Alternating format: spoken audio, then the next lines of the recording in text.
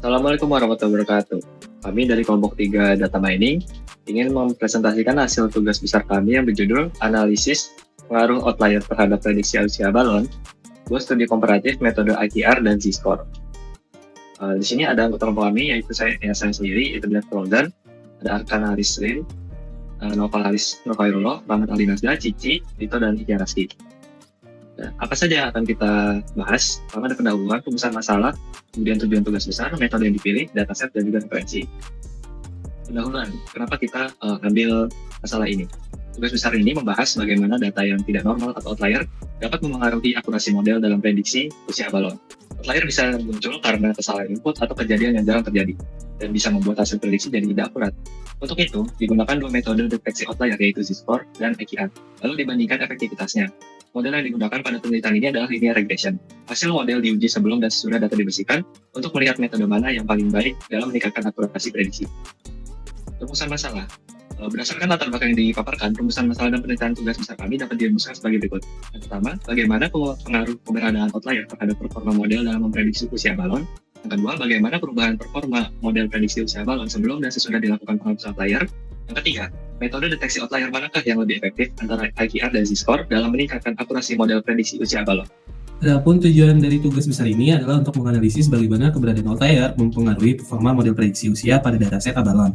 Dengan membandingkan dua metode statistik, fokus utama dari penelitian ini mencakup yang pertama itu mengidentifikasi outlier dalam data usia balon menggunakan metode IQR dan Z-score. Yang kedua ada menganalisis perubahan performa model sebelum dan sesudah outlier dihapus. Yang ketiga ada membandingkan efektivitas kedua metode dalam meningkatkan akurasi prediksi.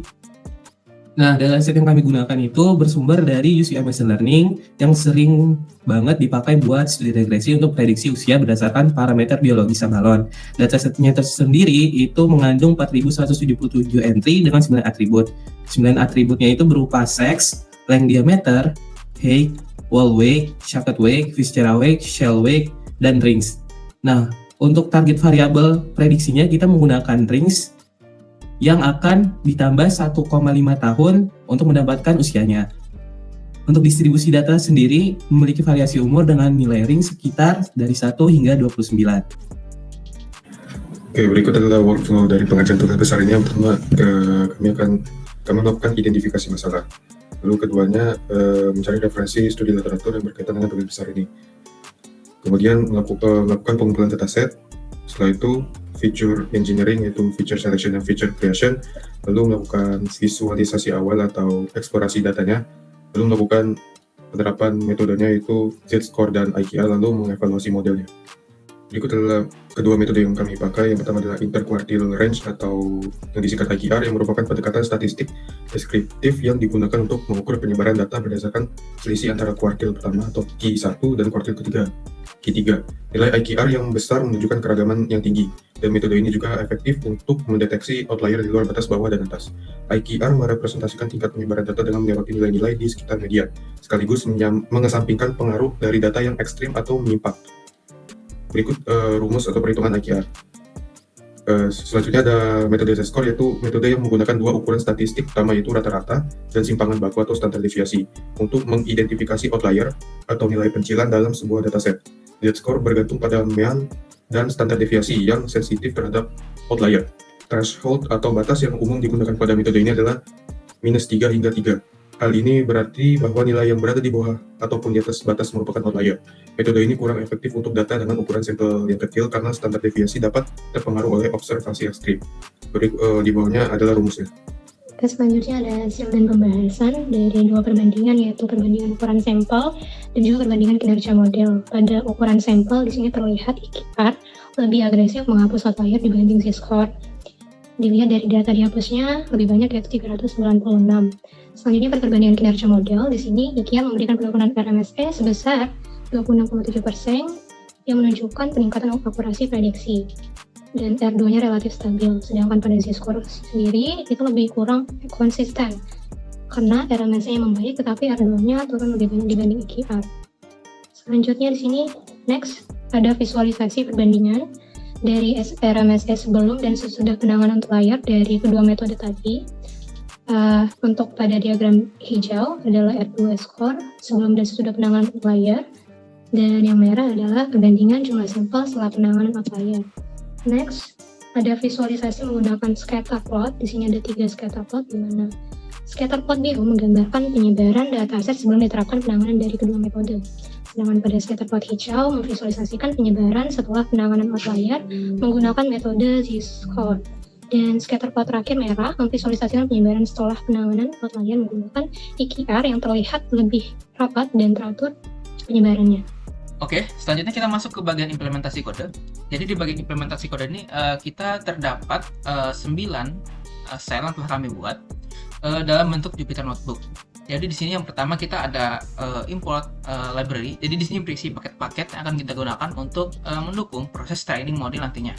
Terus yang kedua, kita berisi tentang load untuk dataset yang kita kumpulkan seperti itu. Jadi di sini kita download dataset yang ada pada UCI machine learning tersebut dan kita input ke dalam Pandas untuk kita lihat dan kita baca apa saja isi dari dataset tersebut. Terus kita masuk ke tahap visualisasi awal.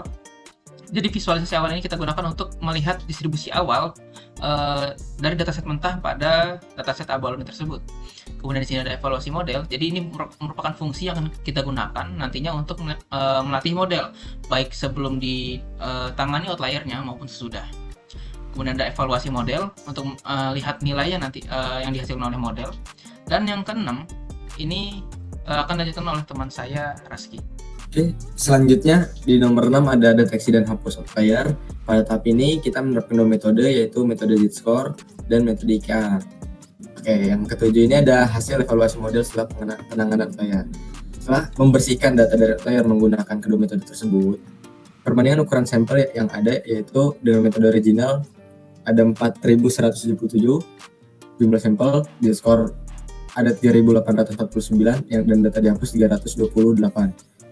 Untuk IQR ada 3781 dan data yang dihapus ada 396. Nah, terus untuk perbandingan kinerja modelnya ini RMSE z-score turun 15,4%, sedang IQR 26,7%.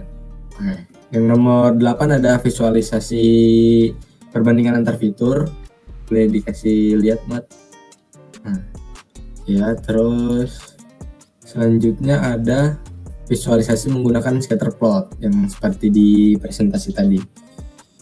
Nah, ini visualisasi perbandingan antar fitur di dataset. Nah, yang ke-9 ini adalah hasil analisis, yaitu metode yang dibandingkan ada 2 sebenarnya, tapi yang satu original dari dataset. Terus hasil evaluasinya perbandingannya yaitu jumlah sampel 4177 dan z-score 3849, IQR 3791. Data yang dihapus 328, 396. Yang artinya IQR lebih agresif menghapus outlier dibanding z-score. Jika data tidak terdistribusi normal, z-score mungkin kurang efektif. Yang kedua ini perbandingan kinerja model. Ada diperlihatkan di tabel situ, yang artinya itu IQR memberikan penurunan RMSE sebesar 26,7%, menunjukkan peningkatan akurasi prediksi, relatif stabil, meskipun sedikit turun. Z-score kurang konsisten, RMSE membaik, tetapi R2 turun lebih banyak dibanding IQR. Baik, berdasarkan analisis yang telah kami lakukan sebelumnya, kami membandingkan 2 metode deteksi outlier, yaitu z-score dan IQR.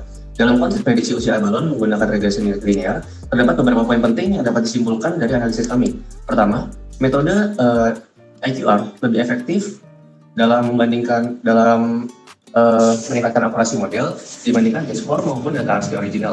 Ini terlihat dari penurunan RMSE sebesar 26,7%, meskipun terjadi pengurangan ukuran data sebesar 9,5%. Lalu kedua, meskipun nilai R-squared-nya sedikit menurun setelah penghapusan outlier, yaitu dari 0,55 menjadi 0,53 pada metode IQR dan 0,49 pada z-score, penurunan ini masih tergolong kecil dan berada dalam batas yang dapat diterima. Ketiga, z-score terlihat kurang optimal dalam dataset ini, kemungkinan besar karena data tidak mengikuti distribusi normal yang menyebabkan penghapusan outlier ini kurang agresif dan berdampak kecil terhadap perbaikan model.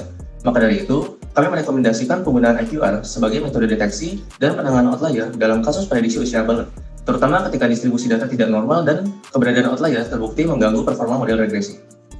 Baik, ini ada referensi jurnal yang kami pakai dalam tugas besar kami. Sekian presentasi dari kelompok kami. Kurang lebih mohon maaf. Assalamualaikum warahmatullahi wabarakatuh.